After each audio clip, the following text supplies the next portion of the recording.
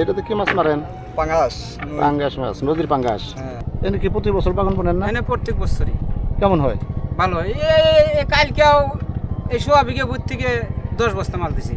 তাহলে আপনি চলেন কিভাবে? আমি চলি, যেটা মেয়ে আছে যাই যে কদিন গার্মেন্টসে চাকরি করে আসে,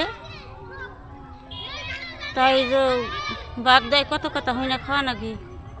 কাকি ভাত খাচ্ছেন? কি দিয়ে খাচ্ছেন? ডিম বাজার চকের মধ্যে বৈশা খেতে রাতাইলে বৈশা ভাত খাচ্ছেন।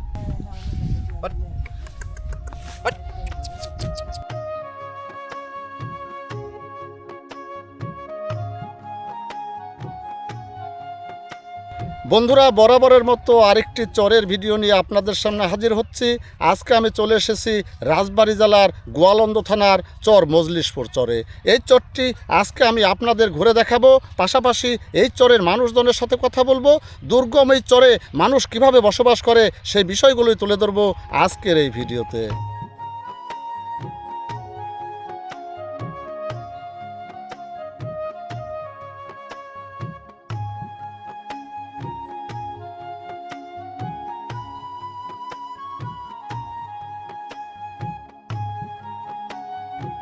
আবহমান গ্রাম বাংলার প্রকৃতির সাথে মানুষের এক নিবিড় সম্পর্ক রয়েছে। তাই তো প্রকৃতির টানে বারবার ছুটে যায় গ্রামগঞ্জে কিংবা চরের গ্রামীণ জনপদে। সবুজ শ্যামল পথ প্রান্তরে ছুটে চলা মানুষের জীবন জীবিকার অনুষঙ্গ ধরা দিয়েছে আজকের এই ভিডিওতে। বন্ধুরা, স্বাগত জানাচ্ছি চরের আরেকটি ভিডিওতে। আজকের ভিডিওতে থাকছে রাজবাড়ী জেলার গোয়ালন্দ থানার যমুনা নদীর তীরে গড়ে ওঠা মজলিশপুর চরের খেটে খাওয়া মানুষের সংগ্রামী জীবন আর দিগন্তজোড়া ফসলের সমারোহের মাঠঘাটের সৌন্দর্য।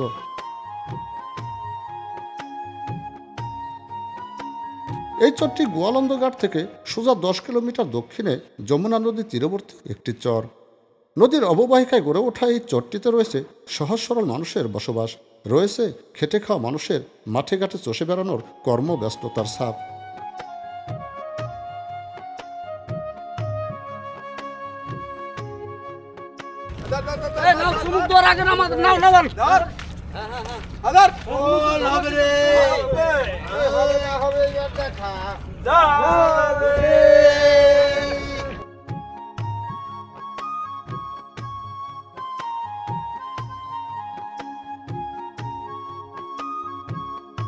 এটা কি জাল দাদা?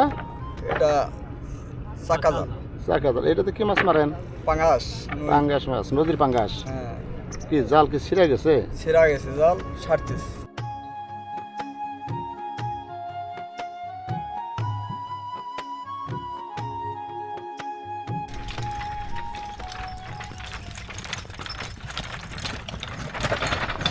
এই চরের বেশিরভাগ মানুষ কৃষি নির্ভর।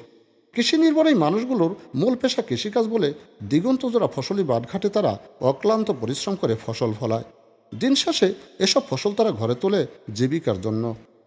মজলিশপুর এই চরটি নদী ঘেঁষা বিদায় প্রতি বছর বন্যায় পানিতে প্লাবিত হয়ে যায়। চরে বসবাস করা বাড়িঘর আর দিগন্তজোড়া ফসলি মাঠঘাট বছরে 3-4 মাস পানিতে টই টম্বর থাকে। এ সময় চরের মানুষগুলোর কাজকর্ম না থাকায় তারা নদীর পানিতে মাছ ধরাকে বিকল্প পেশা হিসাবেই বেছে নিয়েছে। আবার অনেকে আছেন যাদের জমি জমা নেই, তারা সারা বছর মাছ শিকার করে জীবিকা নির্বাহ করে।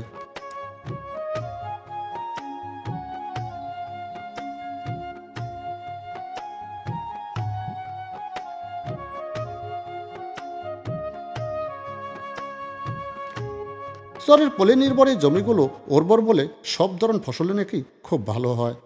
বন্যার পানি নেমে গেলে কৃষকদের কর্মব্যস্ততাও বেড়ে যায়। ফসলের ক্ষেতগুলোতে চাষবাস করে মাটি সমতল করে বিভিন্ন সবজি যেমন পেঁয়াজ, রসুন, আদা, মাসকালাই আর বেগুনের আবাদ শুরু করেছে। মৌসুম ভেদে এসব সবজির পাশাপাশি তারা অন্যান্য ফসল যেমন ধান, পাট, সরিষা ইত্যাদি ফলিয়ে থাকেন। সব কিছু ছাপিয়ে এই চরের জমিতে নাকি পেঁয়াজের ফলন ভালো হয়।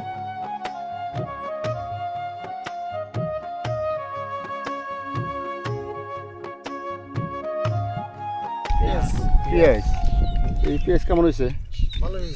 ভালোই হয়েছে। এই আপনারা কি যে রোজে কাজ করেন না? কত টাকা রোজে কাজ করেন? 600।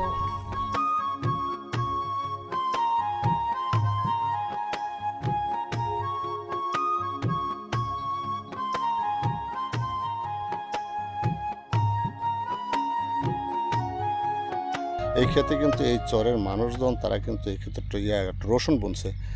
এই ক্ষেত্রে রসুন বুনছে। এই রসুন কিন্তু আসলে এই ক্ষেত্রে গত বছরও বুনেছিলেন। রসুন নাকি খুব ভালো হয়। এটা রসুন বুনতেছি, রসুন রসুন রসুন আর কি কি ফসল হয়? এটা রসুনই হবে এবার, আর টমেটো আছে।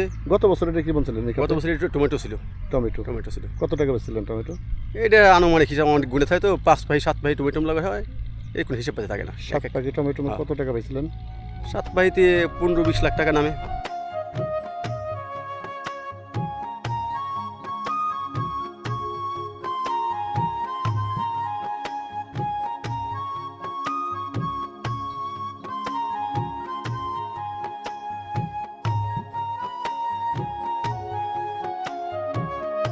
খেতে ফলানো ফসলগুলো সংরক্ষণের জন্য তারা ভাওর বাড়ি তৈরি করে। বছরের 6 মাস তাদের উৎপাদিত ফসল সংরক্ষণ ও দেখাশোনার জন্য ভাওর বাড়ি তৈরি করে থাকতে হয় নির্জন চরে। নির্জন চরে এই জঙ্গল কেটে তারা ঘ্যাপে ঘ্যাপে তৈরি করেছে ভাওর বাড়ি।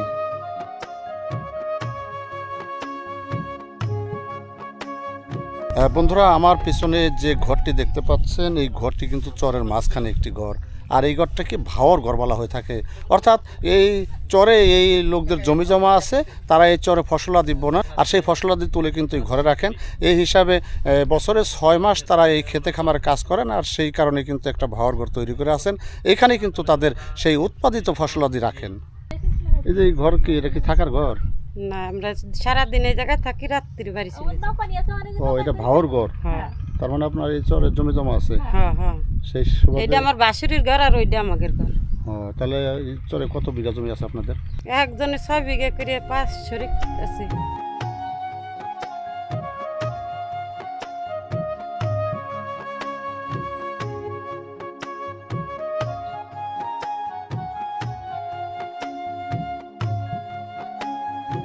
তুমি কি খাচ্ছ? লজেন্স। লজেন্স খাচ্ছ। তোমার নাম কি? হালিমা। হালিমা। হ্যাঁ বন্ধুরা, দেখুন ছোট্ট এক বাচ্চা হালিমা, তার মা এই খেতে শাক তুলতেছে, আর হালিমা এই যে তার মার সাথে এসেছে। এই দেখুন,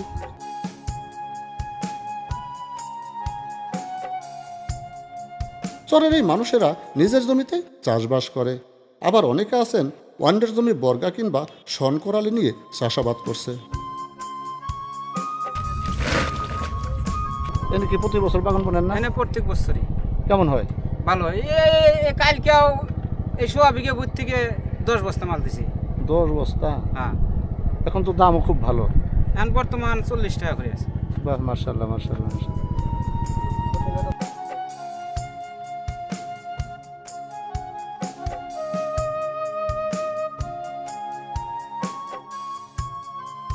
অবারিত ফসলের মাঠঘাটে ফসলের পণ্য বহনের জন্য তারা ঘোড়ার গাড়ি অথবা গরুর গাড়ি ব্যবহার করে থাকে। চরের রাস্তাঘাটে সুযোগ সুবিধা সীমিত বিধায় অন্যান্য যান চলাচলের ব্যবস্থা নেই বললেই চলে। চরের এই মানুষগুলোকে পায়ে হেঁটে চলাচল করতে হয় এক জায়গা থেকে অন্য জায়গায়। বন্ধুরা, এই চরে কিন্তু চলাচলের জন্য আমরা যে জিনিসটি দেখতে পাচ্ছি সেটি হচ্ছে এখানে সাইকেল, 2-1টা মোটর সাইকেল আর ঘোড়ার গাড়ি চলে। তাছাড়া কিন্তু অন্য কোনো গাড়ি ঘোড়া আমরা এখানে চলতে দেখিনি। আর বেশিরভাগ মানুষদের কিন্তু এক জায়গা থেকে আরেক জায়গায় যেতে গেলে কিন্তু হেঁটে যেতে হয়।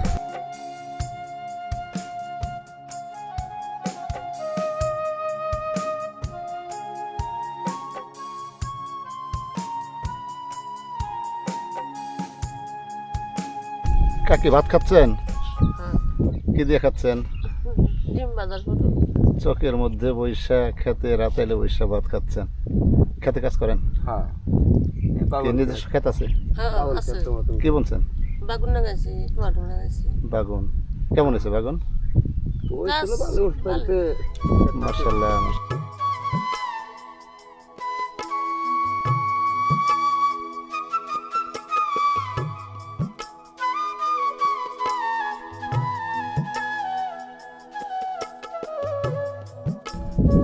বন্ধুরা দেখুন, একটি ঘোড়া এখানে রেস্ট করতেছে। আসলে দেখে মনে হবে যে আসলে মারা গেছে, কিন্তু না, আসলে এটা কিন্তু ঘোড়া খুব আরাম করে এখানে রেস্ট করছে। উনি দেখুন,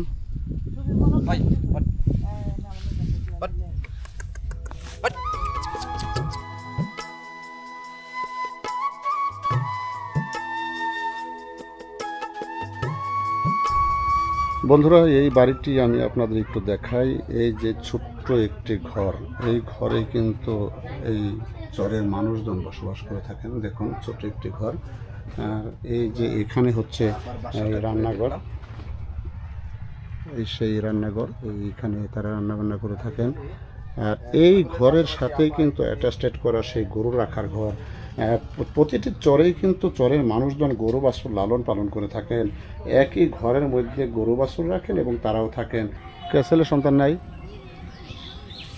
একটা ছেলে আছে, তা খাবার থাকে, শরীরটা ভালো না বেশি, তার খোলা পানি হচ্ছে, তা করে বাদ দিয়ে পান না। তাহলে আপনাকে দেখাশোনা করে না? দেখাশোনা ধরবো গেলে করেই না, সে না পাইছে তো আর আমার বাসার পান না।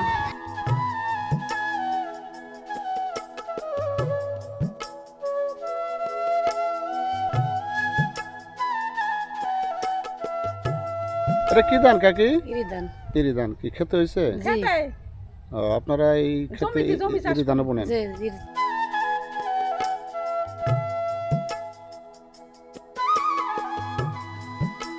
চরের এই মানুষগুলো বেশ পরিশ্রম হয়ে থাকে। নারী পুরুষ মিলেমিশে কাজ করে সংসারের সুখের আশায়। চরের নারীরা গড় গৃহস্থালী সামলিয়ে গবাদি পশু ও হাঁস মুরগি লালন পালন করে সংসারের বাড়তি যোগান দেয়। কষ্টের করাঘাতে বেড়ে ওঠা এই মানুষগুলো ঘুরে ফিরে এই চরেই বসবাস করছে। নদী তাদের সব কিছু কেড়ে নিলেও দিয়ে যায় যৎ সামান্য। এসব চাওয়া পাওয়ার হিসাব মিলাতে ব্যস্ত, কর্মব্যস্ততায় মগ্ন থাকা চরের মানুষজন।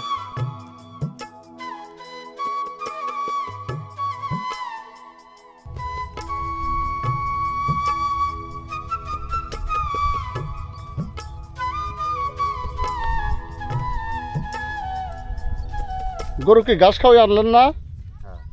এখন বাসায় যাচ্ছেন?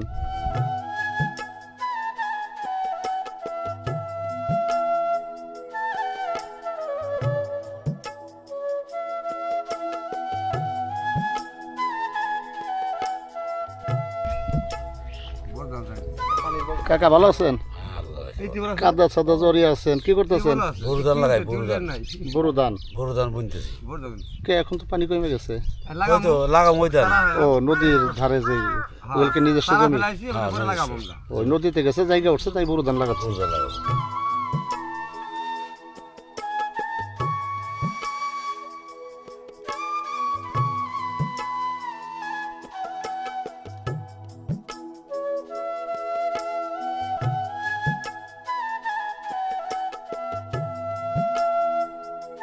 এখন ধরেন শক্তিশালী পার্টি তো সেটা বোঝে না, দেখে যে তারা কাগজপাতি আছে কিনা। এখন এই কর্ণসেনা দেবীপুরের মজারা যদি খাজনা চালু হইতো তাহলে আমাদের পক্ষে ভালো হইতো, কারণ শক্তিশালী পার্টি জোর জবরদস্ত করে নিয়ে পড়তো না জমিটা।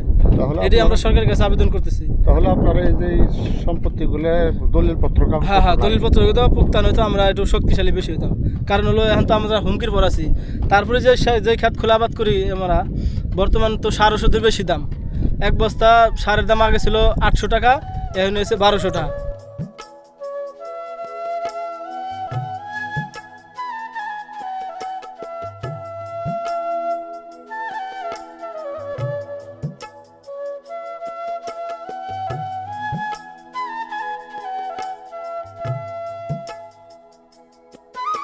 আপনি কি ভাই সালা বিক্রি করেন? হ্যাঁ, আমি ছালা বিক্রি করি। এই যে চরে থেকে সালাগুলো কিনেন? চরেগুলি গ্রামগঞ্জ থেকে এই ছালাগুলি আমি সংগ্রহ করি। এই সালার ব্যবসা আপনার? এই ছালার ব্যবসা কত বছর ধরে এই ব্যবসাটা করেন? 30 বছর ধরে করি।